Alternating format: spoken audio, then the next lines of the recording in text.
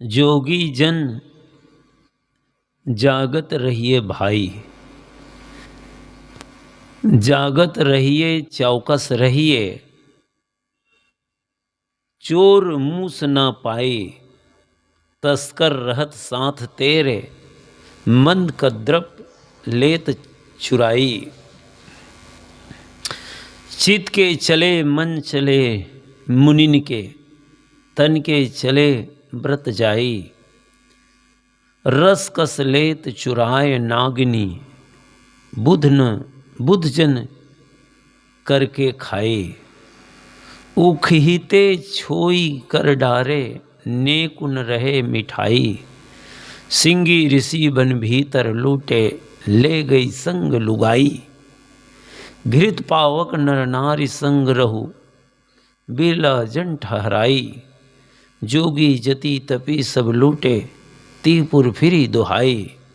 कहें कबीर सुनो भाई साधो, मारत ढोल बजाई, जोगी जन जागत रहिए भाई।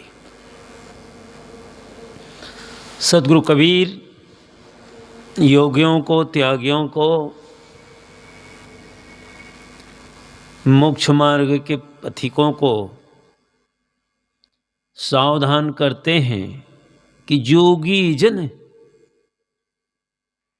जागत रही हो भाई, तुम सावधान रहो, जागते रहो, चौकन्ने रहो,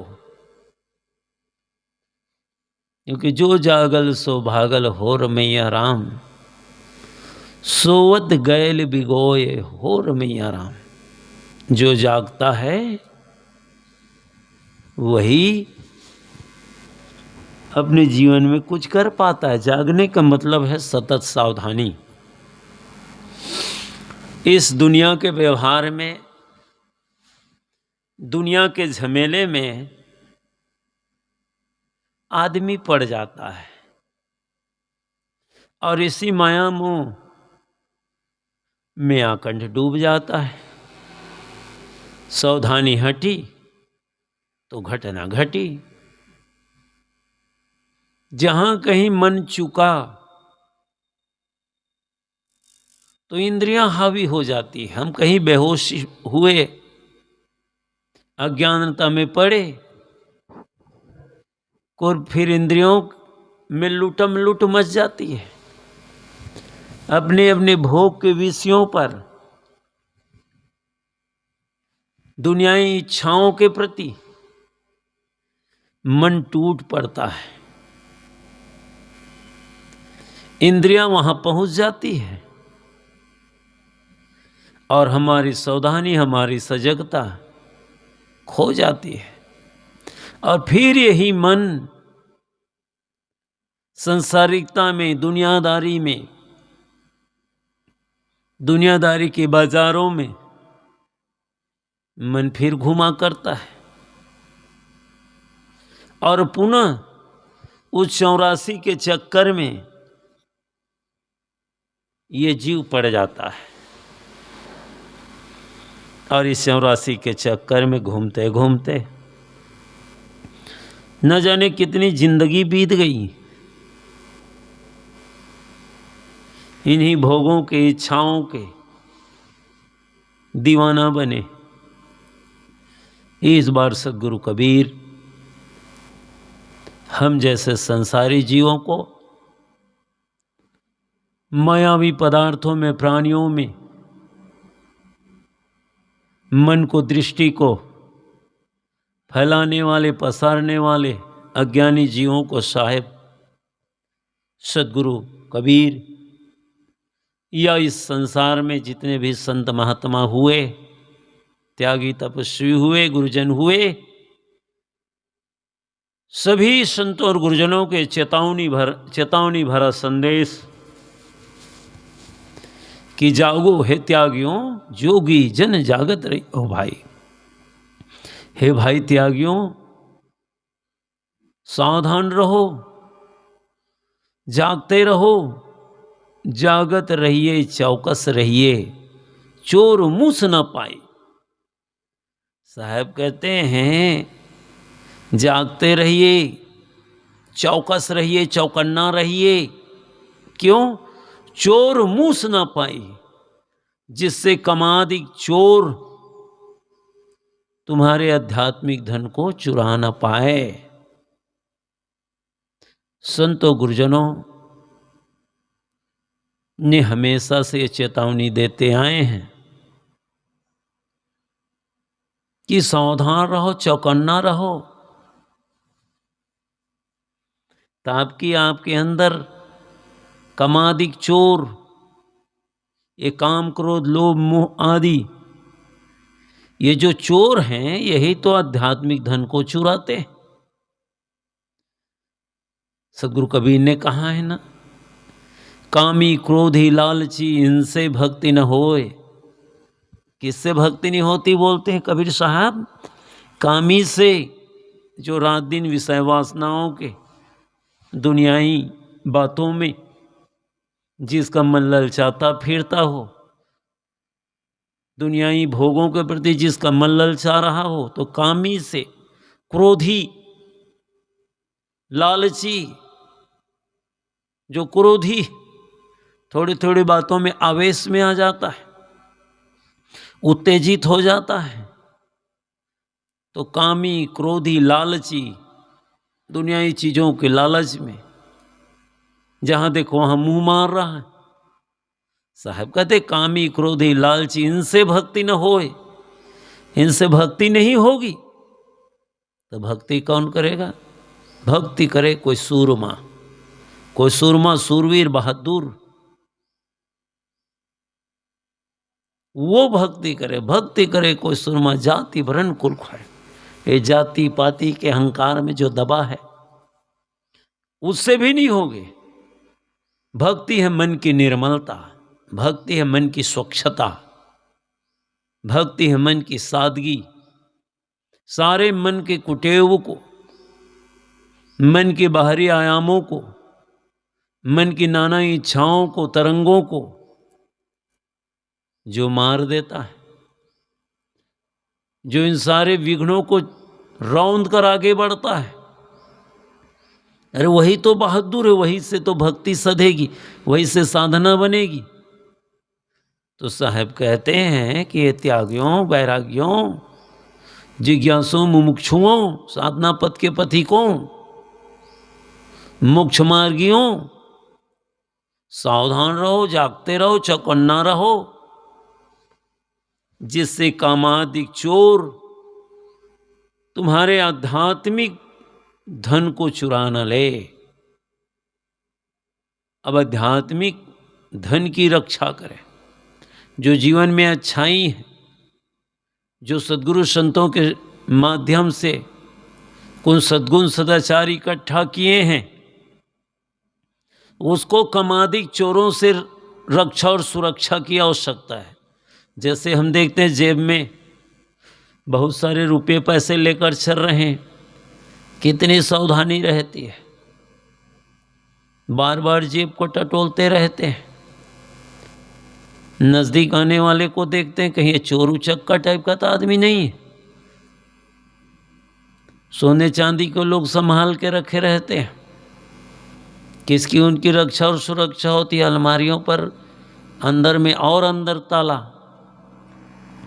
ऐसे ही जो हमारे आध्यात्मिक धन हैं, हमारे दया, क्षमा, संतोष, धैर्यशील, यही तो हमारे सद्गुण, यही तो हमारी पूंजी, यही तो हमारी संपत्ति है। अरे बाकी दिख रही आंखों से वो तो बाहरी संपत्ति है, ये तो आते जाते रहते हैं। ये लूट गए तो फिर मेहनत मशक्कत के बदौलत से पा सकते हो। साहब कहते हैं कि आध्यात्मिक धन की चोरी ना होने पाए। जागते रहो, मन में क्या सोच रहे हो, मन में क्या विचार रहे हो, कैसे चिंतन की धारा बही जा रही है, कैसे तुम्हारी सोच, कैसे विचार है, कैसे ख्यालात उड़ते हैं, इन्हीं को तो जानना है। हमारे मन में सुंदर विचारधारा आ रहा है, विचारधारा बह रही है कि गंदे गंदे विचार आ रहे हैं, दूसरों के प्रति हमारी क्या सोच है। मन में कैसे चिंतन उड़ता है, आपका सोच, आपका ख्याल, आपके सुंदर विचार आपको ध्यान की गहराई में उतारता है। आपका निर्मल व्यवहार आपकी ध्यान उसको साधने में सहयोग करता है। उलझे हुए चित्त से, उलझे हुए मन से, अशांत मन से, उद्विग्न मन से आप ध्यान नहीं कर पाओगे। ध्यान भी बहुत बारीकी है। व्यवहार की शुद्धि बिना परमार्थ बन सकता नहीं। व्यवहार में उलझे हो, खपा हो, अशांत हो, उदास हो, नाराज हो, किसी चीज़ों की हानि लाभ को लेकर मन में उद्विग्न है, शोक है, कैसे ध्यान बनेगा? ध्यान तो मन को निर्मल करना सिखाता है। ध्यान से सजगता आती है, ध्यान से सावधानी बढ़ती है, माया मोह की अंधियारी दूर होती है। जिसका ध्यान सद गया समझो उसकी जिंदगी सद गई। ध्यान ही तो मूल, यहीं से तो पता चलता है। जब ध्यान में बैठते हो तो पता चलता है कि मन कितना उद्विग्न है, मन में कितनी वासनाएं भरी है, कितनी इच्छाएं शेष है, कितना खुरापात मन में है। बहुत सारे लोगों की शिकायत होती है, क्या करें महाराज साहब, ध्यान में बैठते तो मन अशांत हो जाता है, बड़ा डरावना लगता है। अरे ये क्या है? तुम्हारे ही सोच है, तुम्हारे ही चिंतन है। सोचो जरा, तुम्हारे ही चिंतनों से, तुम्हारे ही गंदे और गलत ख्यालातों से तुम कांपने लगे हो। सावधान, तुम्हारी सोच गलत है, तुम्हारा चिंतन गलत है, तुम्हारे विचार गलत है, तुम्हारे आचार गलत है। तुम्हारी ही गंदी सोच, तुम्हारे ही कुसंस्कार आज तुम्हें ही डरा रहे हैं। तुम ही डर कर भग रहे हो। ये किसी और ने का ख्याल नहीं है, आपका ही चिंतन, आपकी ही सोच। साहब कहते हैं कि ये साधकों, जरा इस जीवन को सावधानी पूर्वक जियो, चौकन्ना रहो, कहीं उलझो मत, प्राणियों पदार्थों में मन को न लगाओ।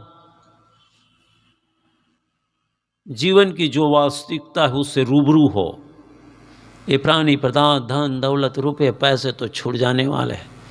यहाँ कौन तेरा संगी साथी है, कौन दुश्मन है? कोई नहीं। हमारे ही मन का पाजीपन, मन की अज्ञानता, मन की मलिनता ही दुश्मन तैयार करते हैं, कोई नहीं। हमारे ही मन की अज्ञानता, अविद्या, मन की मलिनता। साहब कहते, कामादिक चोरों से आध्यात्मिक धन को बचाओ, तस्कर रहत साथ तेरे, तस्कर रहत साथ तेरे, मन का द्रव्य लेत चुराई। अब साहब बताते हैं, तस्कर रहत साथ तेरे, एक काम वासना रूपी चोर तुम्हारे मन में ही रहता है, तुम्हारे साथ ही रहता है। मन का द्रव्य लेत चुराई, जो तुम्हारे असावधान होने पर लेत चुराई, ये संयम धन को चुरा लेता है। साहब कहते, काम वासना रूपी चोर मन में नाना इच्छाएं, दुनियादारी के प्रति मन ललचाता है। वासना क्या? इच्छाएं, चाहनाएं, कामना, अनेक प्रकार की इच्छाओं, चाहनाओं और कामनाओं के तले तो हम दबे हैं। ये मन में ही बसा है। नैनन आगे मन बसे, पलक पलक करे दौर, तीन लोग मन भूप है, मन पूजा सब ठौर। अरे मन के ही तो पूजा कर रहे हैं, मन के कहे अनुसार तो ही चल रहे हैं। मन जहां फुसला दिया, हम फिसल जाते हैं, फिसल गए। मन के कहे अनुसार चलते चलते तो आज क्या मिला, दुख ही तो मिला। साहब कहते हैं कि काम वासना रूपी चोर तुम्हारे मन के साथ ही रहता है, और मन का द्रव्य लेत चुराई, और मन के असावधान होते ही ये चोर हमारे संयम धन को, जो संयम का धन है, जो नाने इच्छाओं को मारकर हमने जो संयम का धन अर्जन किया, उन्हीं को चुरा लेता है। और जिसके जीवन में संयम नहीं, नियम नहीं, उसके जीवन व्यवस्थित कैसे होगा, उसका जीवन सधेगा कैसे? बिना संयम के लगाम लगाए। इंद्रियों पर संयम चाहिए, मन पर संयम हो, खाने पीने में संयम हो, कितना खाओगे? चित के चले मन चले मुनिन के, तन के चले व्रत जाई। अब सदगुरु बताते हैं, चित के चले, चित जहाँ काम वासना में चला, मन चले मुनिन के,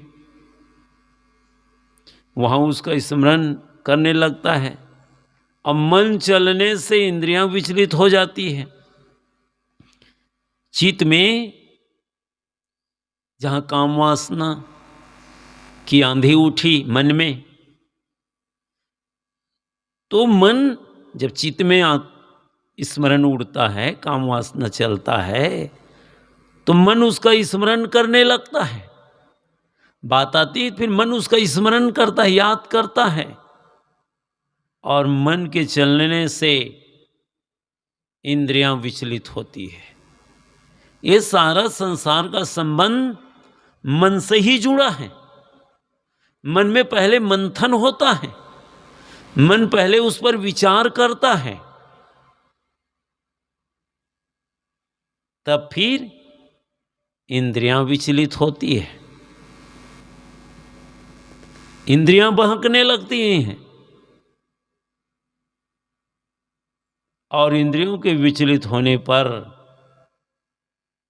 तन के चले व्रत जाई। और जहां इंद्रियों के विचलित होने पर मन का व्रत, मन का संयम नष्ट हो जाता है। तन राता मन जात है, मन राता तन जाए, तन मन एक होए रहे तब हंस कबीर कहा है। तन के जाने से मन जाता है, मन के जाने, दोनों का संबंध जुड़ा हुआ है, एक ही जगह वास। और तन मन एक हो रहे, जब तन और मन एक सधता है, जैसे सूर्य और चंद्र की एक सिधाई होने पर सूर्य ग्रहण हो जाता है, चंद्र ग्रहण हो जाता है, वैसे जब मन और तन दोनों सधता है,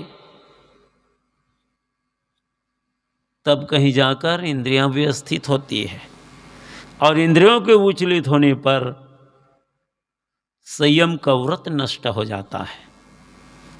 इसलिए तन मन इंद्रियों को स्वश रखें। रस कस लेत चुराए नागिनी, बुध जन करके खाई।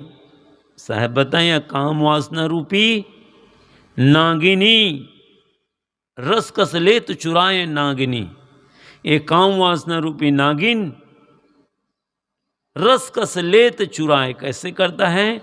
मनुष्य को कसकर उसके शांति रस निचोड़ कर चुरा लेती है। कौन? एक काम वासना रूपी नागिन, उसको कसकर उसके रस को निचोड़कर और शांति रूपी रस को पी लेती है। कौन? ये वासना रूपी नागिन। और सभी आदमी वासनाओं के बुखार से, इच्छाओं के बुखार से पीड़ित हैं। इन वासनाओं के पीछे आप जितना पड़ोगे, आपकी शांति रूपी धन ये काम वासना रूपी नागिन चुरा लेती है। और जिसके जीवन में शांति नहीं, जिसके जीवन में सुख नहीं, फिर वो जिंदगी ही क्या है? ये सारी सुख और शांति, सारा सुख और सारी शांति ये वासना रूपी नागिन के अधीन होने से, उसके लगने से ये शांति रूपी धन चुरा लिया जाता है। साहब कहते बुद्धजन करके खाई, और सावधान होने पर भी साहब कहते हैं जिनको बुद्धजन ज्ञानीजन के नाम से कहा जाता है, जो ज्ञानी हैं, बुद्धजन है, जो जगे हुए लोग हैं, यदि वो भी असावधान हुए तो उनको भी पथभ्रष्ट कर देती है। कौन? ये वासना रूपी नागिन। कौन बचा? बड़े बड़े ऋषि मुनि भी तो लूट लिए गए। बड़े बड़े ऋषि मुनियों को त्याग तपस्या करते देखते थे, कहीं सिद्धि इसको न मिल जाए, वरदान न पाले, तो इंद्र अप्सराओं को भेज देते थे। अप्सराएं जाती थी अपने अभाव से। सावधान होकर बैठो। उसको अपने बस में कर लेती थी, पथभ्रष्ट कर लेती थी। उख ही ते छोई कर डारे, नेकुन रहे मिठाई। अब साहब बताते हैं जैसे ईख, गन्ना, कोल्हू में पेर देने पर रस निकल जाने से उसकी खोई में थोड़ी भी मिठास नहीं होती, क्योंकि सारा रस तो निचोड़ लिया गया। सदगुरु कबीर कितनी जबरदस्त बातें, क्योंकि उत्तर प्रदेश गन्ना की जबरदस्त फसल, और खेतों में गुड़ बनाने वाले पहले रस को निकालते हैं, तो उसको देखें, भ्रमणशील संत थे। हम जैसे ऐसे बिल्डिंगों पर तो नहीं बैठे थे मेड़ी मारकर, वो तो भ्रमणशील संत थे, फकीर, घूमते रहते थे। इसी दुनियाई की स्थिति को देखकर तो उन्होंने ये ग्रंथों की रचना कर दी। तो साहब कहते हैं उख ही ते छोई कर डारे, जैसे ईख कोल्हू में पेड़ देने पर रस निकल जाने से नेकु न रहे मिठाई, जरा भी उसमें मिठास नहीं रहती। साहब कहते हैं वैसे ही चरित्रहीन आदमी में कोई सार तत्व नहीं बचता। जैसे गन्ना को निचोड़ लेने से उसमें कोई रस, कोई मिठास नहीं रहती, वैसे जो चरित्रहीन है, जो विषय लंपट है, उसमें कोई भी सार तत्व नहीं बचता। जो चरित्रहीन है, जिसके चरित्र ही ठीक नहीं, तो उसका और क्या बचा? सिंगी ऋषि बन भीतर लूटे, ले गई संग लुगाई। अब साहेब सदगुरु कबीर सिंगी ऋषि के उदाहरण देते हैं। सिंगी ऋषि जैसे निर्मल साधक, जो स्त्री के संग दोष में पड़ने पर माया ने वन के भीतर लूट लिया और उन्हें अंग देश में ले जाकर राजा लोमपाद की पुत्री शांता से विवाहित कर दिया। इतने विरक्त संत थे जो कभी स्त्रियों के स्पर्श नहीं किए थे, लेकिन संग दोष में पड़कर विजाति घटों के अधीन होकर इतने बड़े त्यागी सिंगी ऋषि जैसे निर्मल संत संग दोष में पड़कर और माया में पड़कर लूट लिए गए। उनकी त्याग तपस्या पथभ्रष्ट हो गए। संग दोष में पड़कर घृत पावक नर नारी संग रहो, बिलाजन ठहराए। अब साहब जी हम जैसे साधकों के लिए सिधावनी बता रहे हैं। घृत पावक घृतनम घी, पावक आग। जैसे आग के साथ में घी रखने से पिघलता है, वैसे नर और नारी का एकांत संगदोष पड़ने पर उसमें मनोविकार की संभावना रहती है। कोई बिरला विवेकी वीर होगा जो संगदोष में पड़कर विचलित न हो। वह संगदोष में पड़ा, परंतु वह संगदोष में पड़ा नहीं रहेगा, अभी तो उससे अलग हो जाएगा। कोई वीर होगा वही संगदोष पड़ने पर भी बच सकता है, लेकिन वो वहाँ संगदोष में नहीं रहेगा, अलग हो जाएगा। साहब सावधानी बताते हैं, जोगी जति तपी सब लूटे, तीपुर फिरे दुहाई। साहब कहते काम वासना ने ये योगी जकी तपी बड़े बड़े कहलाने वालों को लूटा, और तीपुर फिरी दुहाई, और संसार में उसकी दुहाई, उसकी दबदबा व्याप्त है।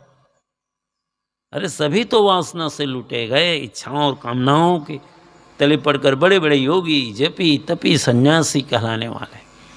कहत कबीर सुनो भाई साधो, मारत ढोल बजाई। सदगुरु कबीर कहते हैं, भाई संतों सुनो, काम वासना असावधान लोगों को ढोल बजा बजा कर मारती है।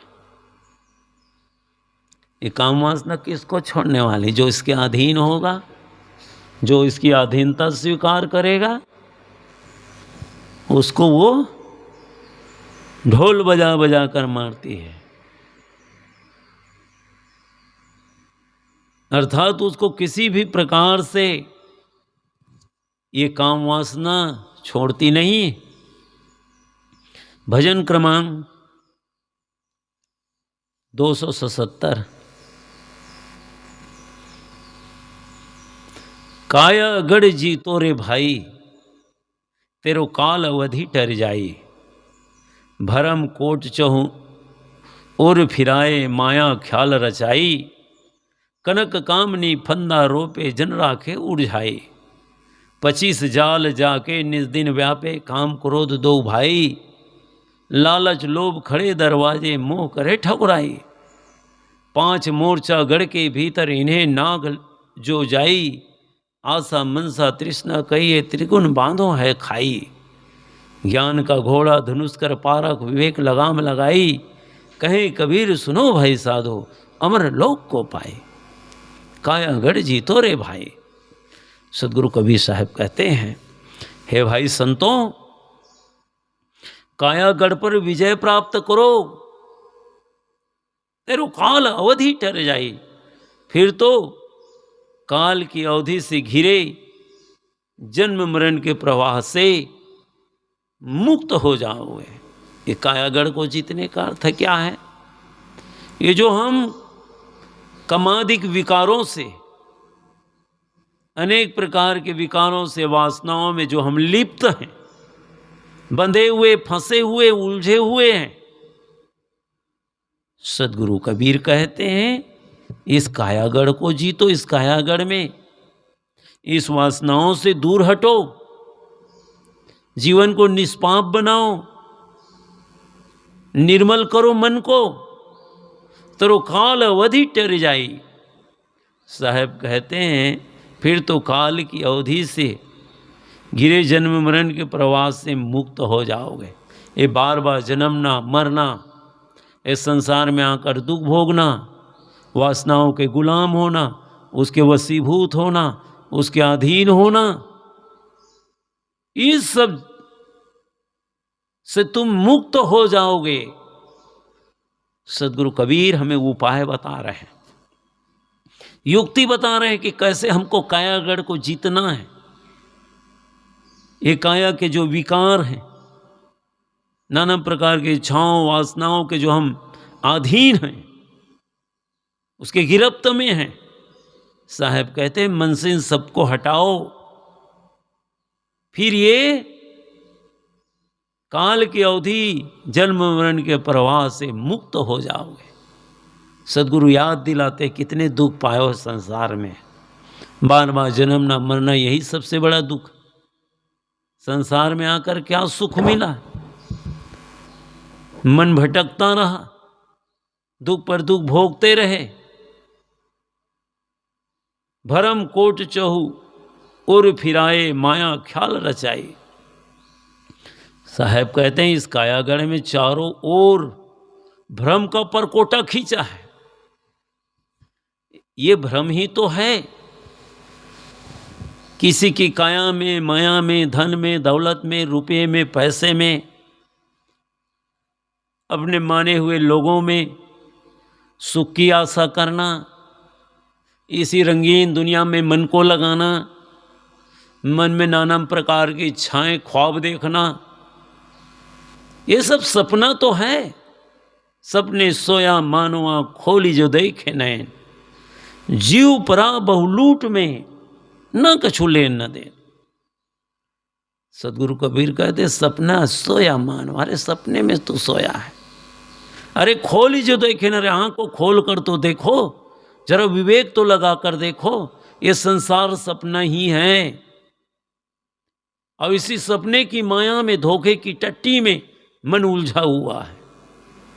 ये मेरा वो मेरा, कितना अंदर मानंदी है। मन का विस्तार जरा ध्यान से तो देखें। जिसमें सुख नहीं उसमें सुख दर्शाता है। ये मन का पाजीपन नहीं तो और क्या है?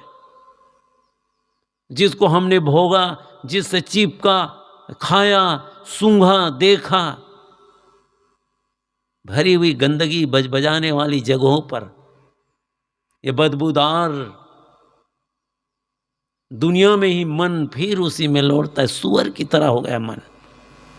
जैसे सुअर गंदी नालों पर मुंह मारता है, वैसे हम लोग भी कर रहे हैं। जहां से दुख मिला, जहां से तमाचा मिला, अपमान हुआ, रोए, पुनः उन्हीं चीजों का आलिंगन कर रहे हैं। फिर उसी को पाने में मतवाले हो गए, भटक गया मन। ये मन की चाल को जो समझता है, ये भ्रम का परकोटा है। ये पूरी दुनिया माया ख्याल रचाई, साहब के कल्पना की माया से निर्मित है। ये कल्पना ही है। मन तो ही कल्पना करता है और अपने ही कल्पना में, अपने ही लगाए हुए वन में, जंगलों में आदमी उलझ जाता है, आदमी खो जाता है। पता नहीं चलता कि किस कदर हम खो गए इस माया के बाजार में, इस माया के मेला में। ये मेरा वो मेरा, फिर छूटने में, पकड़ने में, लाभ में, हानि में पचक रहे हो। है कुछ नहीं। सारा संसार का संबंध झूठा है। संत गुरुजन पर खाते हैं, लेकिन मन की अज्ञानता इतनी प्रबल है, इतनी मूर्छा है, इतना घनघोर अंधियारी है अंदर कि हम उसी में भूल गए। रास्ता नहीं सूझ रहा है। रास्ता तो सुझा रहे हैं, सदगुरु बता रहे हैं, बेटा इधर से निकल आओ। ढीक बूढ़ा उतरा नहीं आई अंदेशा, और सलील मोह की धार में क्या नींदरी आवे तो ही।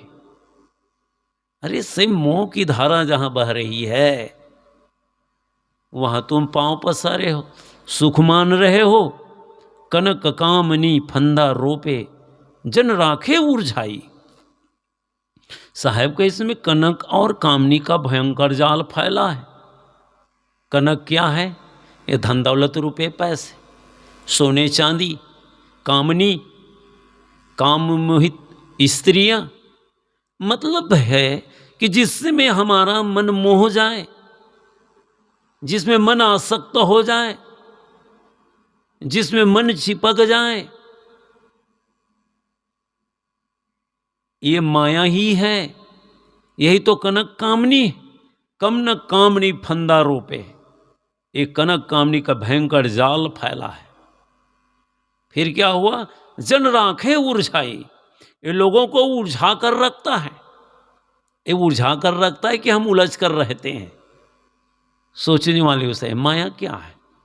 किसी की देह आपको थोड़े आकर्षित करता है, ये वासनाओं की दृष्टि से हम देखते, चर्म नेत्रों से हम देखते हैं उसकी बाहरी खोलों को, नर नारी को, नारी नर को, या ये दुनियाई चीज़ों को। है अपने आप में कुछ भी, लेकिन मन की अज्ञानता, वासनाओं की आंखों के, वासनाओं के दृष्टि से देखते हैं तो मन में वासनाएं उत्पन्न होती है। यदि विवेक के नेत्रों से देखते तो हाड़जम टट्टी पेशाब का तो ही खोल है। देखने का ढंग सही हो, देखा ना आ जाए, तो इसी शरीर जो लुभाता है, जो लुभावनी लगती है, किसी की काया जो आकर्षित मालूम पड़ता है, थोड़ा चिंतन करोगे, विचार करोगे तो क्या है इसमें सार। आंखों से कीचड़, नाक से गंदगी, जहां देखो सब बदबूदार ही तो शरीर है। अपान वायु को छोड़ दे, बैठ नहीं पाओगे। तो ऐसे विकारों और गंदगी से भरा हुआ ये शरीर, लेकिन आंखें देख कहाँ पाती है, ये इस आंखों से नहीं देख पाओगे। विवेक की दृष्टि चाहिए, देखने की शक्ति चाहिए। तो कनिक कनक कामनी फंदा रोपे जन राखे उलझाई, इस कनक और कामनी के भयंकर जाल फैला हुआ है, जन राखे उलझाई, और लोग उनमें उलझे हुए हैं। 25 जाल जाके निज दिन व्यापे, काम करो दो भाई। साहब कहते कनक कामनी जाल के सहायक हैं, और जाल 25 प्रकार के हैं, जो रात दिन जीवों के तरफ व्याप्त है। अनेक प्रकार के मन में वासनाएं, चाहनाएं हैं। इस संसारी चीजों को देख देख कर मन तो ललचा रहा है, अब बस इसी में जीव पड़ा है। लालच लोभ खड़े दरवाजे, मुंह करे ठकुराइए। सदगुरु कबीर बताते हैं कि भाई ये लालच लोभ खड़े दरवाजे, ये काम क्रोध लालच लोभ कल्याण के दरवाजे पर खड़े हैं, और मोह तो मुंह करे ठकुराई, और मोह तो दादागिरी करके जीव को धकिया कर गिरा देता है। ये ठकुराई कर रहा है कौन? मुंह। लालच लोभ कल्याण के दरवाजे पर खड़े, लुभा रहे हैं और हम लोभ रहे हैं। कैसे कल्याण होगा, कैसे जीवन का सुंदर निर्माण होगा? हम तो लालच लोभ के से मित्रता गाढ़ी है। साहब कहते हैं लालच लोभ खड़े दरवाजे, ये काम क्रोध लालच लोभ कल्याण के दरवाजे में खड़े हैं। अब मोह करे ठकुराई, अब मोह तो दादागिरी कर रहा है, ये जीव को धकिया देता है, गिरा देता है। तुम्हारा नहीं चलेगा, हमारा ही चलेगा, हमारी दादागिरी हमारी ही चलेगी, वर्चस्व हमारा ही चलेगा, और हम उसको स्वीकार कर लेते हैं। फिर ये जीवन, सुंदर जीवन, कीमती जिंदगी तबाह हो जाती है इन वासनाओं, इच्छाओं, काम क्रोध के शिकार होकर। 5 मोर्चा गढ़ के भीतर इन्हें नाग जो जाई। अब साहब बताएं, इस कायागढ़ की लड़ाई में 5 मोर्चा बंदियां हैं। कौन कौन? आँख, नाक, कान, जीभ और चाम के रूप में है। इन्हें 5 इंद्रियां कहते हैं। इन्हें नाग जो जाई, ये रूप गंध शब्द स्वाद स्पर्श विषयों में मनुष्य को गिराती है। नाक से गंध लेते हो, आँखों से रूप देखते हो, कान से शब्द सुनते हैं, जीभ से स्वाद लेते हो, बोलते भी हो, और त्वचा से स्पर्श। इन विषयों में इंद्रियां इसकी इन विषयों में आसक्त होती है और मनुष्य को अपने अपने विषयों में गिरा देती है। साहब कहते इसे नाग जो जाई। जो वीर साधक है वो इन मोर्चा बंदियों को जीत कर इनसे पार हो जाता है और सभी विषयों पर पूर्ण विजय हो जाए, वह धन्य है। जो बलवान साधक है, जिन्होंने साधना किया, भजन किया, सद्गुरु संतों के जिनको ज्ञान मिला, वही बलवान साधक इनके मोर्चाबंदियों को, इनकी आसक्तियों को तोड़कर पार होता है और वही फिर पूर्ण विजय होता है। वही जीवन मुक्ति का आनंद लेता है जो सारी इंद्रियों को रौंदते हुए पार होता है। आशा मनसा तृष्णा कहिए, त्रिगुण बंधो है खाई। संसारिक भोगों की क्या है? आशा, मनसा इच्छा, तृष्णा, इन तीनों विषयों की भयंकर खाई है। त्रिगुण बंधो है खाई। इन तीनों विषयों की खाई खुद ही है। इनसे पार जाने वाला ही वीर साधक है। आशा, इच्छा और तृष्णा की त्रिगुण बंधो है खाई। ये तीनों की खाई बंधी हुई है, खाई खुदी हुई भयंकर विषयों की। और इस खाई को कौन पार करता है? जो वीर होता है, जो साधना करता है, भजन करता है, गुरु के ज्ञान में रमता है, वही पार होता है। ज्ञान का घोड़ा धनुष कर पारक, विवेक लगाम लगाई, कहें कबीर सुनो भाई साधो, अमर लोक को पाई। सदगुरु कबीर कहते हैं, भाई ज्ञान का घोड़ा, आत्मज्ञान के घोड़े पर बैठकर विवेक का लगाम संभालो और धनुष पारक और परक के धनुष से विवेक लगाम लगाई, वैराग्य के बाण छोड़कर मोह की सारी सेना को गिराओ। सदगुरु कितनी अच्छी बात बताते हैं। ज्ञान के घोड़ा पर बैठो, आत्मज्ञान के घोड़े पर, और विवेक की लगाम लगाओ। आत्मज्ञान के घोड़ा पर बैठकर विवेक का लगाम लगाओ और परक के धनुष से वैराग्य के बाण छोड़कर मोह की सारी सेना को गिराओ। इस गायागढ़ पर पूर्ण विजय कर लो, अभी मौका है। मनुष्य के शरीर मिला है, जीवन के सारे भवबंधनों को छोड़े, मन के कुटों को, राग द्वेष, तो प्रतिक्रिया, लड़ाई झगड़े की भावनाओं को छोड़कर तभी साधना बनेगी। साहेब कहते, कहत कभी सुनो भाई साधो, अमर लोक को पाए। फिर तो स्वरूप स्थिति एवं आत्मलीनता रूपी अमर लोक की प्राप्ति हो जाएगी। तो हम सबको चाहिए कि हम जीवन के सारे कुटयों को छोड़ें और अतिशीघ्र अपनी कल्याण साधना के काम में पूर्ण ध्यान दें। तो साहब कहते, कायागढ़ जीतो रे भाई, तेरो काल अवधि टर जाइए। भाई इस कायागढ़ पर विजय प्राप्त करो और इससे जन्म मरण के सारे प्रवाह बंधन आपके कट जाएंगे।